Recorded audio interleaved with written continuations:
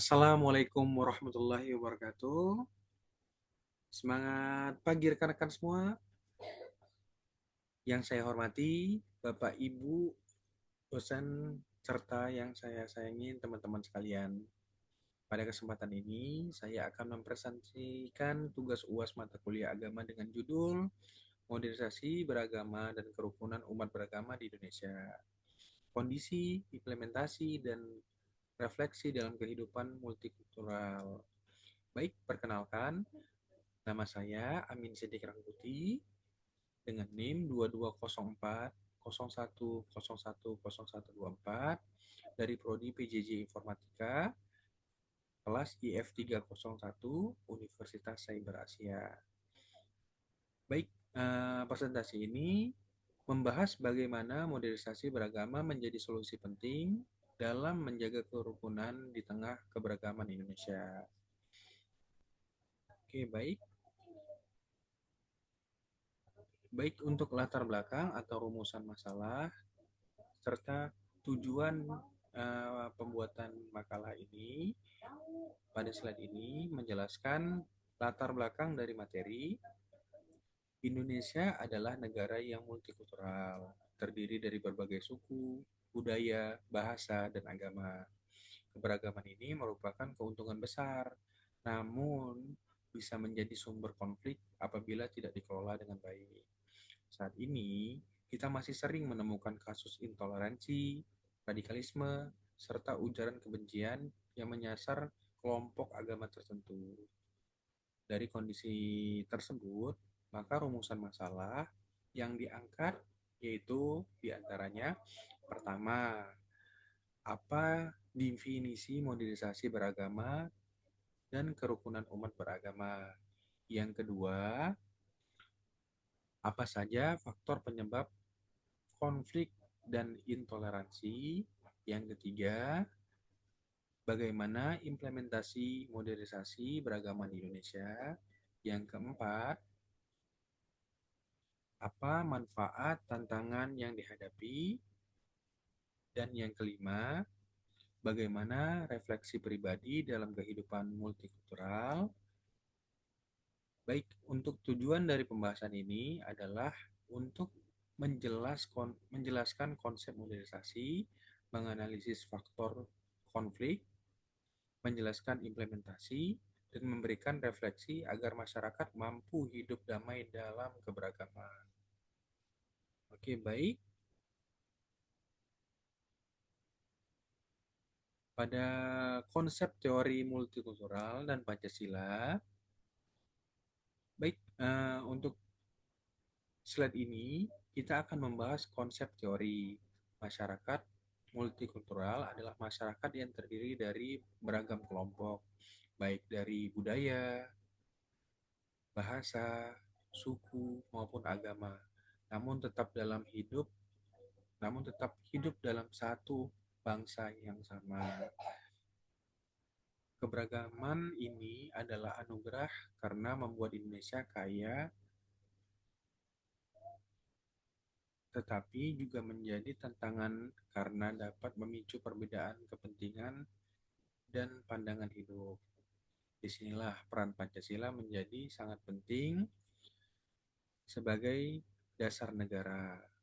Pancasila tidak hanya memiliki ideologi, tapi juga pedoman hidup. Sila pertama menjelaskan kebebasan beragama, sila kedua sampai sila kelima menjelaskan pentingnya kemanusiaan, persatuan, musyawarah, serta keadilan sosial. Artinya, menjadi fondasi utama menciptakan kerukunan dalam kehidupan multikultural. Oke, baik, kita lanjut. Moderasi beragama, pengertian, dan indikator. Baik, pada slide ini kita akan membahas moderasi beragama. Moderasi beragama berarti sikap yang seimbang dalam memahami dan menjalankan agama, tidak ekstrim kanan yang terlalu kaku dan tidak ekstrim kiri yang terlalu bebas tanpa batas. Maksudnya yaitu moderasi berarti sikap yang seimbang. Jadi tidak ekstrim dan tidak berlebihan. Baik, untuk moderasi bukan berarti melemahkan keyakinan, tetapi justru memperkuat iman dan cara yang damai dan menghargai orang lain. Moderasi beragama juga menekan bahwa perbedaan keyakinan bukan alasan permusuhan. Indikator men- Indikator modernisasi beragama antara lain menjunjung nilai kemanusiaan, menjaga kesepakatan sosial dan persatuan bangsa, menghormati ketertiban umum, menyeimbangkan antara keadilan dan kebaikan. Jadi, modernisasi beragama merupakan cara untuk menjaga agama tetap menjadi sumber kedamaian, bukan sebagai sumber konflik. Jadi tujuannya yaitu uh, indikatornya yaitu menjunjung kemanusiaan dan kesepakatan sosial kesepakatan sosial, ketertiban umum, dan modernisasi menyimbangkan nilai keadilan dan kebaikan. Baik, untuk slide berikutnya yaitu menjelaskan kerukunan umat beragama. Pada slide ini dijelaskan mengenai kerukunan umat beragama. Kerukunan adalah kondisi hidup dalam damai atau kondisi hidup damai antar umat beragama dan kehidupan bermasyarakat. Kerukunan bukan berarti semua orang harus sama agamanya dan menyeragamkan keyakinan, tetapi lebih kepada saling menghargai perbedaan. Kerukunan dapat dibangun melalui toleransi, kerjasama sosial, saling menghormati, gotong royong.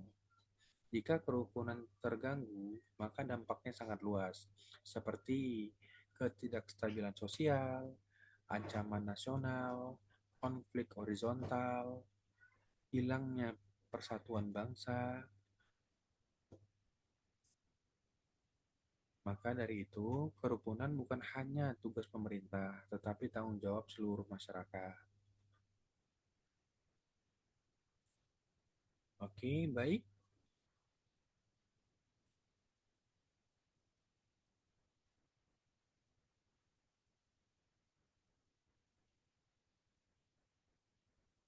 Oke, baik. Untuk realitas keberagaman di Indonesia, pada slide ini membahas realitas keberagaman di Indonesia.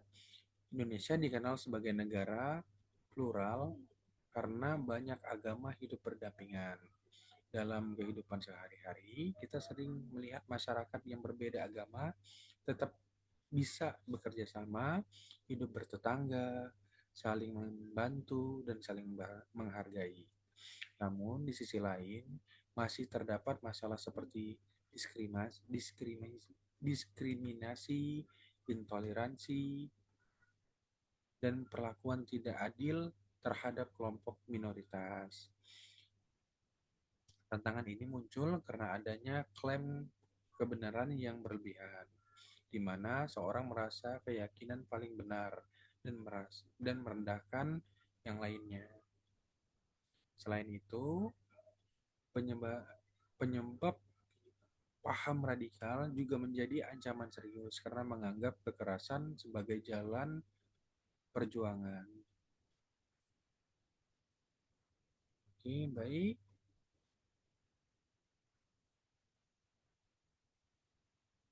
Faktor penyebab intoleransi dan konflik.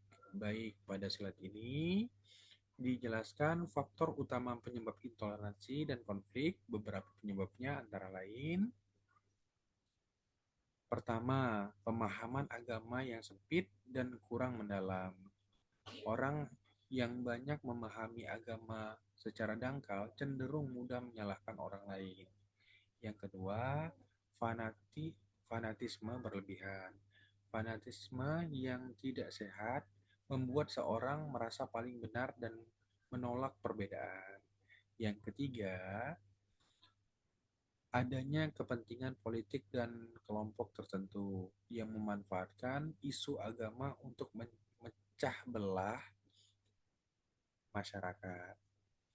Yang keempat, penyebab hoax dan ujaran kebencian di media sosial ini sangat sering terjadi, terutama sebagai nilai atau peristiwa sensitif. Yang kelima,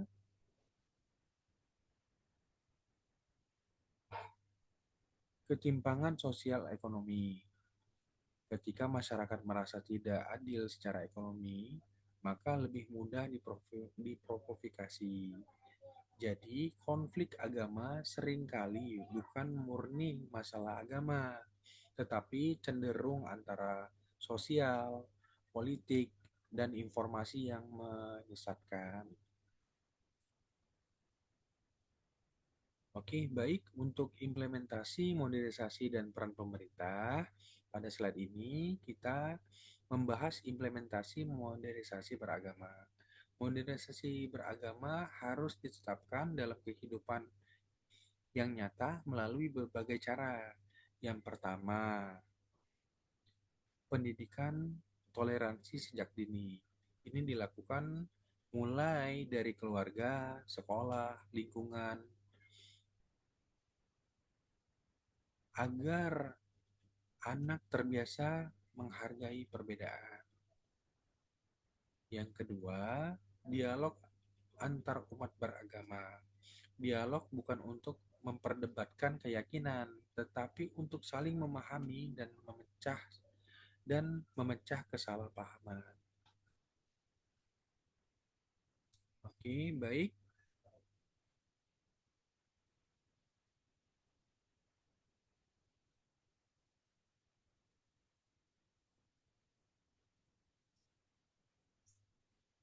Yang ketiga, saling menghormati indah ibadah. Maaf, maksud saya yang ketiga, saling menghormati ibadah agama lain dan menjelaskan dan menjaga ketertiban umum. Yang keempat, menolak ekstremisme dan radikalisme, baik dalam bentuk tindakan maupun ajakan. Kemudian, peran pemerintah juga sangat penting, seperti membuat kebijakan yang adil untuk semua agama, memberikan perlindungan terhadap kelompok minoritas, menindak tegas tindakan intoleransi, memecah provokasi dan konflik sosial. Selain itu, tokoh agama dan tokoh masyarakat juga harus menjadi teladan yang menyebarkan nilai moderat dan gotong royong.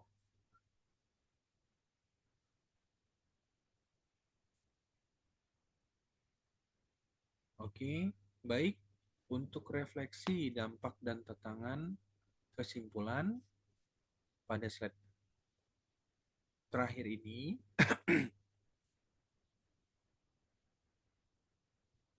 kita memasuki ke refleksi dan kesimpulan. Dalam refleksi, saya menyadari bahwa media sosial sering menjadi sumber provokasi karena banyak informasi yang tidak jelas kebenarannya. Karena masyarakat harus bijak menyaring informasi, tidak mudah terpancing emosi, dan membiasakan verifikasi sebelum menyebarkan berita.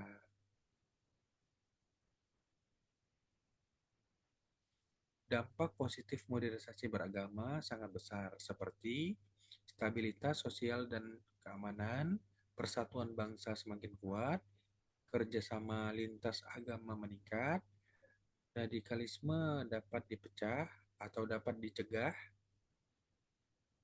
namun tantangannya juga tidak ringan. Tantangan ini bisa berupa fanatisme yang masih kuat dibandingkan di sebagian kelompok.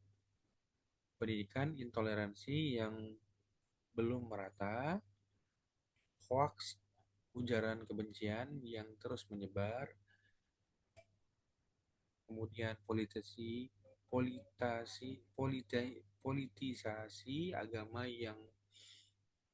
agama untuk kepentingan tertentu.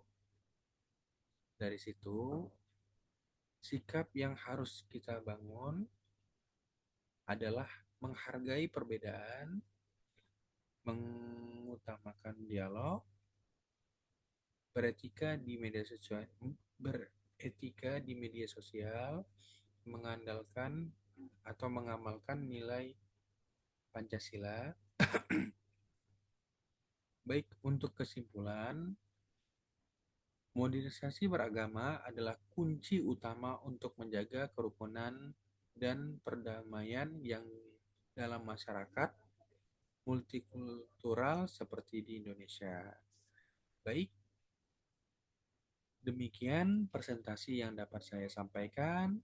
Saya harap materi ini dapat memberikan pemahaman bahwa keberagaman bukan alasan untuk konflik, melainkan kekuatan untuk persatuan jika dikelola dengan modernisasi. Terima kasih atas perhatian Bapak, Ibu, dosen, dan teman-teman sekalian. Wassalamualaikum warahmatullahi wabarakatuh.